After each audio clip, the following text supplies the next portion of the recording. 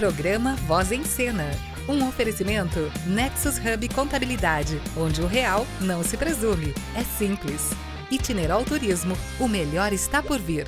Um é bom, dois é melhor ainda. Aqui no Voz em Cena nós desmistificamos todos os assuntos. E o assunto empreendedorismo e qualidade de vida rendeu mais um programa. E eu entrevisto hoje Rodrigo Barreiro, aqui no Canal 25. E eu espero você. É isso.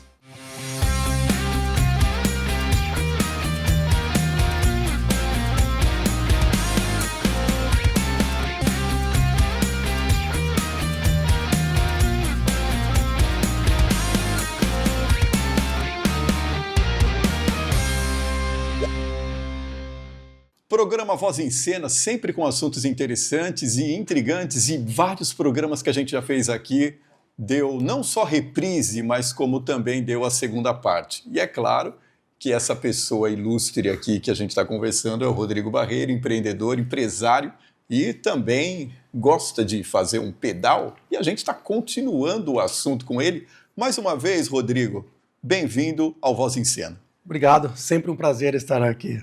Até pessoas, eu fiz uma brincadeira no outro programa com ele aqui logo no intervalo, que eu falei assim, viu como eu fui ousado? Eu nem perguntei como que está a sua agenda de hoje, só falei assim, vamos fazer mais um programa, ou seja, agora você vai ter que adaptar a sua agenda para o Voz em Cena.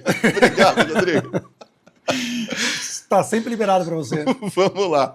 E com relação, a gente estava tratando no programa anterior sobre o caminho da fé. E você tocou num ponto bastante interessante, dizendo que o caminho da fé não é necessariamente você participar de uma religião, você ter uma religião fixa, embora o caminho da fé tenha sido idealizado por um padre.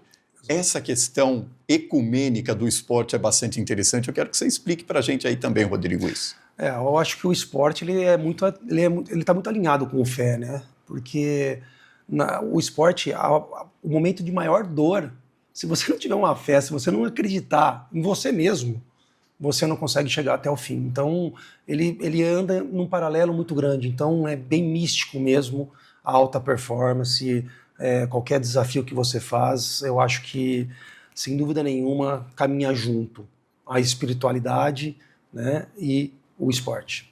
Isso é bastante interessante. Eu quero fazer uma pergunta com você, porque eu sei que você também costuma pedalar em Jundiaí. Jundiaí é uma cidade legal para pedal? 100%. Jundiaí, acho que não só para pedal, eu tô assim, encantado com Jundiaí, da forma que eu fui recebido aqui em Jundiaí, da forma que a gente está conseguindo desenvolver os negócios aqui. E o pedal aqui, você tem uma Serra do Japi que ela é simplesmente esplêndida, né? É o quintal, é o melhor quintal que alguém poderia ter, né? E o Brasil ele é muito rico nisso. Não só aqui, mas a gente tem Canastra, a gente tem na Bahia, a gente tem, que é a Chapada Diamantina, lugares que são explorados, a gente tem clima perfeito para isso, a gente não tem 6 meses de neve, né? Nós não temos uma temperatura que vai de 0 a 40, né? Então a gente tem tudo. E Jundiaí, sem dúvida nenhuma, nós temos tanto para road bike, que tem boas rodovias, apesar que existe um risco maior quando a gente fala em rodovia, por isso que tem que ter horário para pedalar, né? Então a gente sempre orienta horário, aonde pedalar, como se portar numa via que você tem como essas rodovias de hoje em dia, né? Para não correr risco. Exato. Com relação à segurança também, que é uma pergunta que até que eu coloquei aqui, muitas vezes os ciclistas costumam pegar rodovias e viajam em pelotão. Qual que é a principal regra de segurança com relação a isso? É sempre necessário ter um líder e saber como é a comunicação daquele líder. Eu acho que o líder tem que estar sempre atento, tem que ter essa experiência. Então a gente sempre fala que a gente tem, o ideal são sempre o grupo ser homogêneo e saber pedalar. Não adianta ter só um líder, você tem que ter um líder que está na frente, um líder que está atrás, mas as pessoas que estão no meio, elas não podem ser tão iniciantes, porque em uma rodovia é alta velocidade.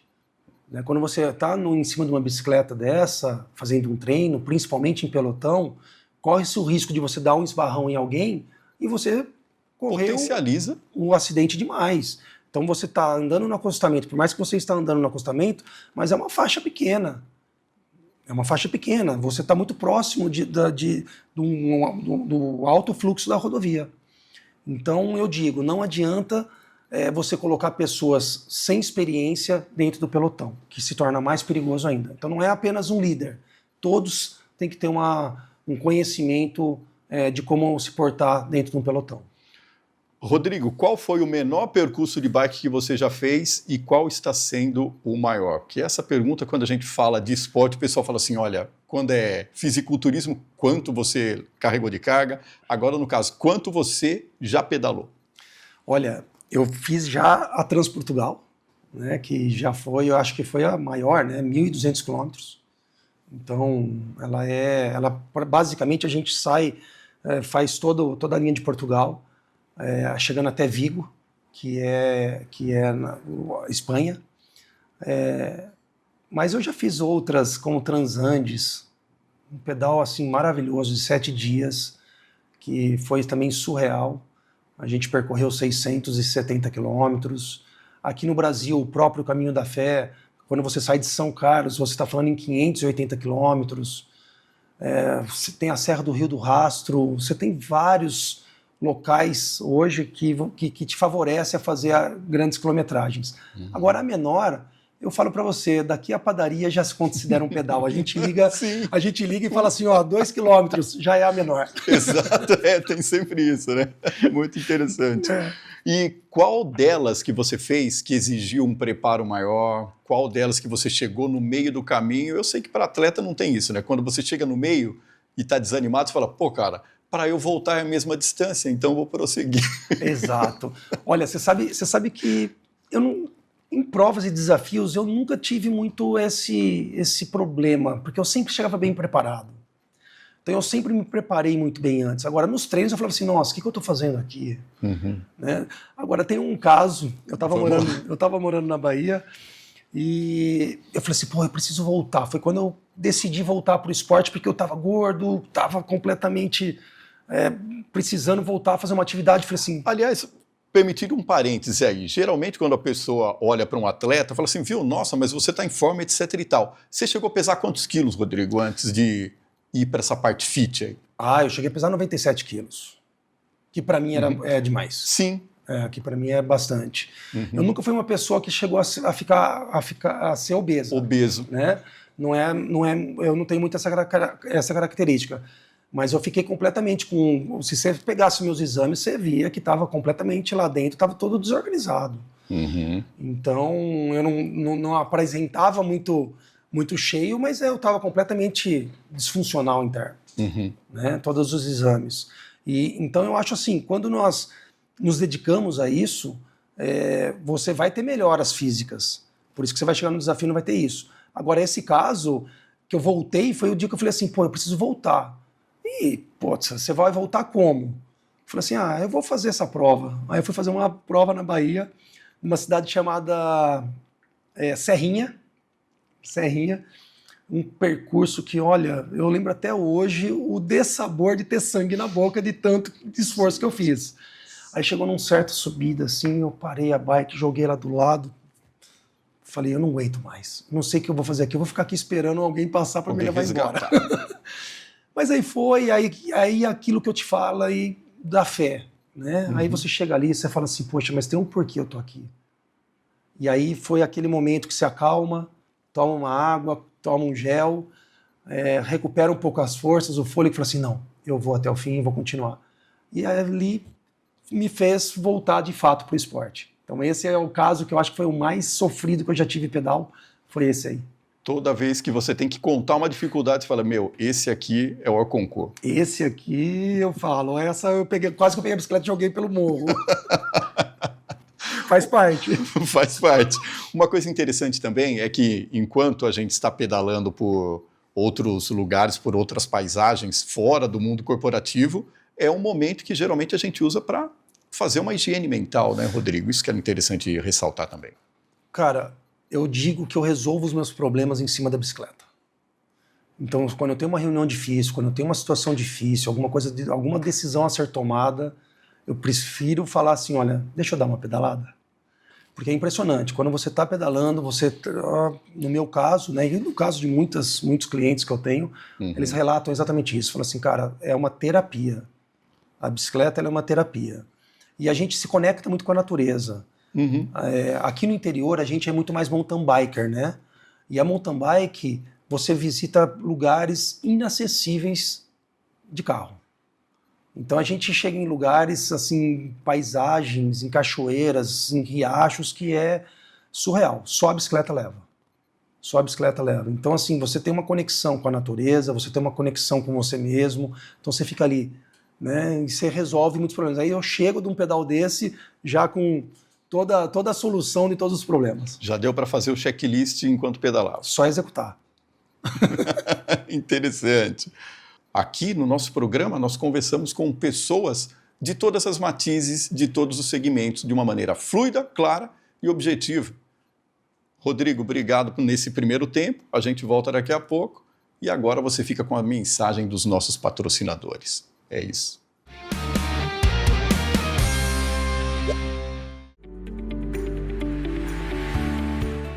Quem não gosta de receber dinheiro de volta? Em 2026, a restituição do imposto de renda ficou ainda mais rápida e mais inteligente. A Receita Federal ampliou o uso de dados integrados e automatização. Na prática, menos erro e mais agilidade. Os pagamentos agora acontecem em lotes mensais e com prioridade para quem usa a declaração pré-preenchida e recebe via Pix. Ou seja, quem se antecipa sai na frente. Mas tem um detalhe importante: se você errar ou cair na malha fina, adeus prioridade. A restituição não depende só do prazo, depende da qualidade da sua declaração. Aqui vai a dica: quanto mais organizada e digital for sua declaração, maiores as chances de receber primeiro.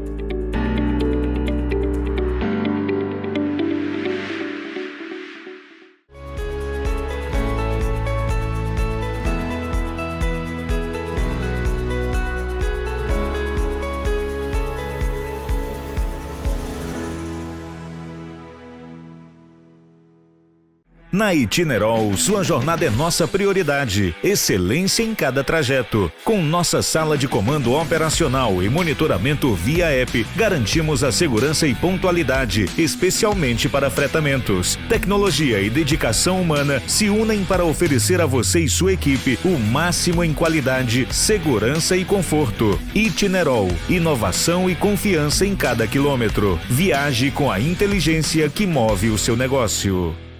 Empreender não precisa ser sinônimo de dor de cabeça com a burocracia. Na Nexus Hub Contabilidade, nós entregamos a segurança fiscal que o seu CNPJ precisa para crescer em paz. Somos o seu parceiro físico aqui em Jundiaí. A temporada do IR está aberta. Não arrisque patrimônio nem CPF. Declare com a Nexus.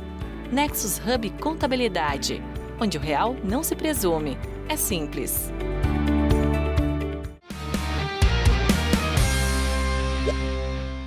Programa Voz em Cena, do jeito que você precisa ouvir e agora ver. Rodrigo, é interessante também a gente abordar essa questão do esporte, principalmente a bike, de uma forma lúdica, porque a gente até estava comentando aqui nos bastidores que a coisa mais difícil que tem hoje em dia é fazer uma criança praticar uma atividade esportiva. Hoje em dia é muito para o celular, muito para a tela, e muitos especialistas têm dito também que o TDAH está intrinsecamente ligado a essa rotatividade das telas. No que um esporte pode ajudar a criança a se concentrar mais? Exatamente. Inclusive, é considerado uma doença nacional hoje o celular, né? Então, essa questão de tela, essa tecnologia, ela nos puxa para isso, né? Todo mundo fala assim pra mim, né? Pô, Rodrigo, você já jogou videogame de hoje em dia? Pô, é vida como se fosse real. Na minha época não existia isso, era aquele Atari, né? Nossa, o gráfico... o pixel, aquela... Então a gente usava a bike pra quê? Pô, vou na rua jogar bola, vou andar de bicicleta, porque era muito mais gostoso do que ficar preso hoje nessa tecnologia. Então tá muito difícil hoje para as crianças, porque tá muito legal. Tanto videogame quanto celular, então tudo isso é muito legal. Então o esporte, eu acho que se a gente encarar ele como não esporte, mas como um estilo de vida, é fazer com que os pais incentivem realmente os filhos a saírem um pouco das telas. A gente não pode querer brigar, falar assim, não pode usar, não é isso, pode usar, Mas, pô, será que não vale a pena a gente dar uma passeada de bike, andar, ir num parque, né? Esquecer um pouquinho o celular em casa? Esse eu acho que é o maior desafio nosso, como pais, né? De você trazer um pouquinho, tirar um pouquinho da tecnologia. Sim. Se conecte com você mesmo, se conecte com o ambiente, né? Observe, pega uma bicicleta e vai pedalar no parque para você ver outra visão das coisas, né? A visão da natureza, do rio, de um passarinho. As pessoas hoje, eu vejo que raramente estão fazendo isso. E hoje eu sou um defensor assim, nato para isso, fazer com que os pais tragam seus filhos para pedalar, levem seus filhos para pedalar. Eu acho que isso está fazendo falta hoje em dia. Você tocou num ponto interessante aí com relação à tecnologia. Hoje em dia, nós vivemos num mundo totalmente digital e muitas das nossas crianças nasceram nessa época. Então, suprimir simplesmente essa tecnologia delas é impossível e até desnecessário, porque elas vão precisar disso daqui para frente. Só que muita gente, Rodrigo, até que nós conversamos aqui com o seu amigo Fred, num desses programas, que muitas vezes os pais levam os filhos num parque, mas não é para eles curtirem com os filhos, é simplesmente para, de certa forma, se livrar um pouco do filho enquanto ele fica no celular. Então, é essa mentalidade que tem que dar uma amenizada. Isso, às vezes, não é nem para o filho. Às vezes somos nós, pais, que estamos disfuncionais. Porque se nós queremos ficar no celular, é mais fácil eu dar o celular para o meu filho, deixa ele ali brincando, porque eu fico com mais tempo para ver as minhas coisas no celular. Então, às vezes... Só que eles já são digitais, eles já nasceram digitais. Né? E hoje eu vejo um movimento contrário. Hoje eu vejo muitos jovens, inclusive, querendo estar fora das redes sociais. Né? Eu tenho uma filha hoje de 20 anos. Minha filha, ela chegou a 20 anos e hoje ela me fala, nossa, eu tenho que me policiar para não ficar no celular. Né? Então, eu vejo que isso que o Fred colocou, né? O Fred colocou muito bem naquele... sensacional, aquela que falava exatamente sobre isso, né? Sobre a mentalidade, sobre psicologia. Né? Então, e ele comentou muito bem, os pais estão querendo se ver livres dos filhos para ficar cada vez mais no celular. Tem que incorporar um esporte aí, sem dúvida nenhuma. No programa anterior, você disse que as pessoas que estão procurando atividades esportivas estão naquele range entre 35 e 60 anos. Você acha que as pessoas primeiro vão cuidar da vida profissional e deixam a vida esportiva, no caso aqui no nosso, a qualidade de vida de lado, só a partir do momento em que elas se estabilizaram financeiramente? Como é que você vê isso? Eu acho que esse é o natural do formato de mundo que nós temos. Nós nascemos, brincamos, aí a gente entra na adolescência, a gente continua ali brincando, quando a gente começa para a faculdade, a gente começa a perder aquela vontade de brincar com a bike, de jogar bola, porque daí você já está saindo, você já está indo para a faculdade. Então eu acho que esse formato, ele favorece a isso. Ele faz com que o seu esporte ele vai de 5 anos até os seus 15 anos. Dos 15 até a vida profissional, início da vida profissional, você está só estudando, né, formando família e focando financeiramente. Então você abandona, você tem um lapso de abandono do esporte, de uma atividade física nessa fase. E aí ele volta com seus 35, 40 anos, porque aí ele já está estável financeiramente, ele já está estável, já está com estrutura familiar, e aí ele fala assim, poxa, agora ele volta para se cuidar. E isso é estatístico. Né? O nosso ICP que a gente fala, né, o nosso cliente, ele é exatamente isso, de 35 a 60 anos, porque ele já conquistou essa parte da vida. Será que isso é o ideal? Será que não dá para manter esse esporte, fazer com que tenha uma cultura, né? A gente começar a colocar essa cultura de manter o esporte? Se você vai na Holanda, na Bélgica, olha lá tudo é bicicleta. Os caras fazem tudo de bicicleta. Né? Aqui no Brasil, nós fazemos tudo de carro. Né? Do lado da loja, para você ter uma ideia, eu vejo isso, na nossa loja de São Carlos, ela é do lado da Unimed. Né? As pessoas elas vão trabalhar, elas param os carros, chegam às 8 da manhã e tiram o carro às 6 da tarde. Ela usa o carro só para ficar parado. Então o carro fica parado na rua 7 dias da semana. Tira o carro da garagem e põe na rua. Põe na rua, exato. Então eu olho aquilo e falo assim, meu Deus, por que a gente não tem a cultura de usar uma bicicleta? E provavelmente ela mora a 4 ou 5 quadras do trabalho. Ou que 15 quilômetros, o que é 15 quilômetros? Você pegar uma bicicleta e ir de bicicleta. Então nós temos muito a que evoluir nisso, porque isso não é só a mentalidade da pessoa, é também infraestrutura de cidade. Eu ia comentar a respeito disso. Falta esse tipo de infraestrutura para o ciclista. Total. Para o ciclista, para a pessoa que corre. A gente tem umas ciclovias e a gente tem que disputar com quem está correndo a pé. E aí fica aquela, né? Então as cidades não é preparada. O nosso país não incentiva o esporte ou essa mobilidade urbana com autossustentabilidade que seria a bicicleta. A gente quer focar simplesmente a indústria automobilística. É o que é a nossa política, né? Não política de lado A e lado B, mas falando assim, a política mesmo, a questão da consciência mesmo das nossas autoridades. Nós temos incentivo para trazer BID lá na Bahia, em Camaçari, né? Foi instalada lá com 20 anos de isenção de impostos, uma indústria de automobilística. No ciclismo, as indústrias de bike, elas estão sendo sobretaxadas agora de novo. Então nós pagamos mais de 52% de impostos na cadeia produtiva da bike, e do carro não tem metade disso. E não tem nem contrapartida também, né? Porque aqui, conjecturando, essas empresas poderiam investir numa mobilidade melhor dentro da cidade. Você não acha, Rodrigo? Eu acho, mas eu vou ser um pouco polêmico. Não sei se eu posso ser ou não, mas eu vou ser um pouco polêmico. A bike não é um bom negócio. A bike não é um bom negócio. Porque a bike não faz você comprar remédio. A bike não faz você gastar pneu, não faz você comprar combustível. A bike não faz você ter que ir no psicólogo. Então, economicamente, uma pessoa saudável em cima de uma bicicleta, ela é um péssimo negócio para gerar economia. Ela é um péssimo negócio.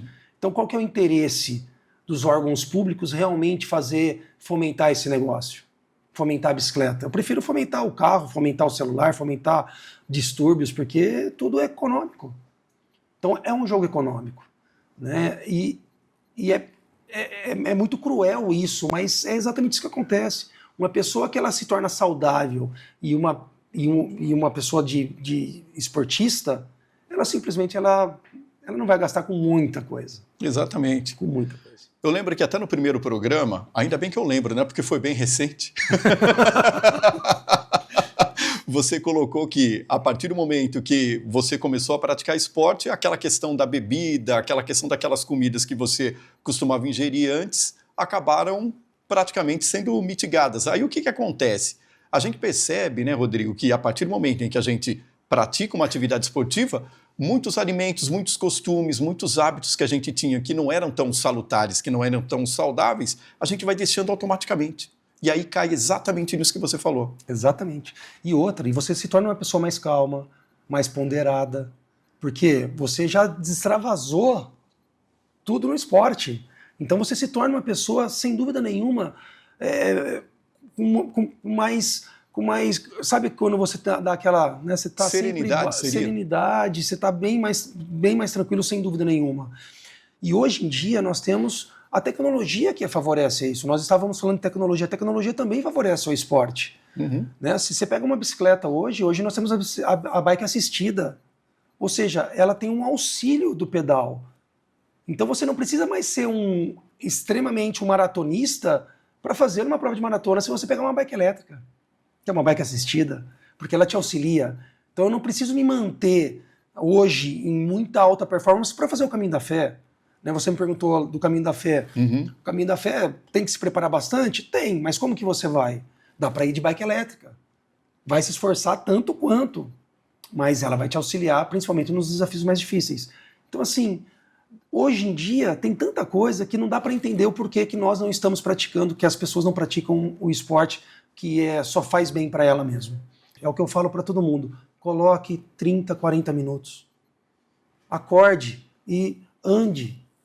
30 minutos já vai te dar uma outra visão de mundo. Exatamente. Rodrigo, esse papo foi totalmente transformador. E é sempre interessante a gente colocar assuntos assim em cena. Muito obrigado e seja sempre bem-vindo aqui no programa. Eu que agradeço. Programa Voz em Cena volta inédito, toda quinta-feira, às 6 horas da tarde, aqui no Canal 25 e no 525 da Claronet. E eu espero você. É isso. Programa Voz em Cena. Um oferecimento Nexus Hub Contabilidade, onde o real não se presume. É simples. Itinerol Turismo, o melhor está por vir.